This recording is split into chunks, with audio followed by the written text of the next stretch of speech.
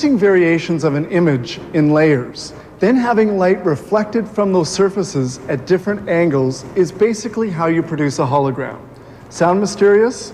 Not for much longer. A hologram is a three-dimensional photograph produced by the interference of two laser beams. A laser emits light, this light ray. The color of the light varies according to the wavelength. A shutter, when activated, either blocks the light ray or lets it pass through. Here the beam is split in two at a 90-degree angle. The interference of the two beams is clearly visible on this screen. It has very defined fringes.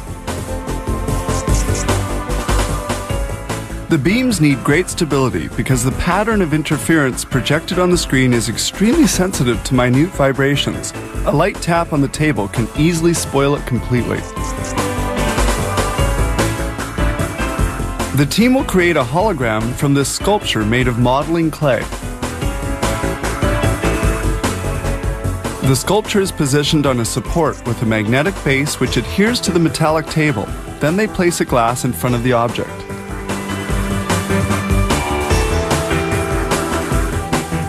Here's the exact point where the light beam passes. The table has to be perfectly stable, so it's made of a 2.2-ton block of steel, which rests on 18 air tubes. The table and laser are thus well insulated from all vibrations.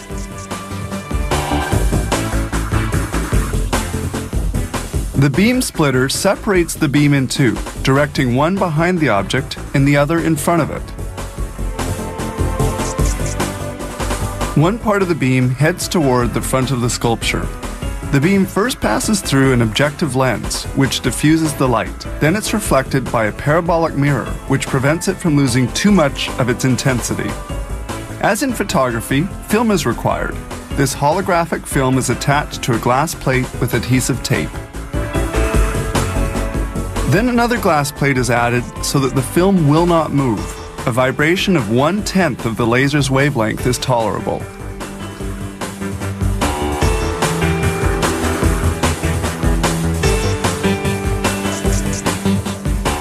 Now the laser is turned on.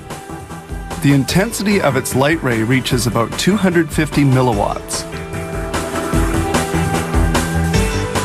The normal exposure time of the model to the beam is about 1 second, but some holograms, made with a pulsed laser, are exposed to the light for 12 nanoseconds, an infinitely short period of time. Here we see the reference beam coming from the parabolic mirror.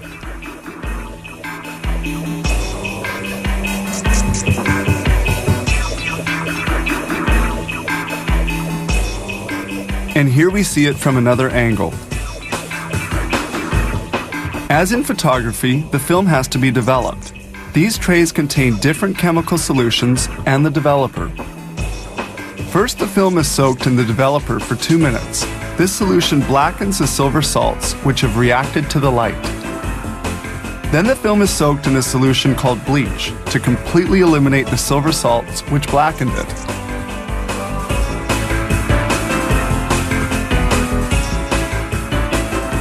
Now the film is rinsed. This step is used to eliminate the acids in the emulsion and to not contaminate the next solution.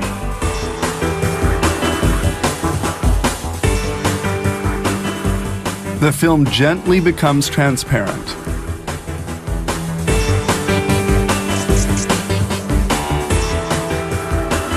It's then rinsed in clear water, and it's soaked for 1 minute in a wetting agent which eliminates all water spots. The film is then dried and it reveals its secrets. And here's the hologram created from the sculpture. A hologram really creates a three-dimensional illusion.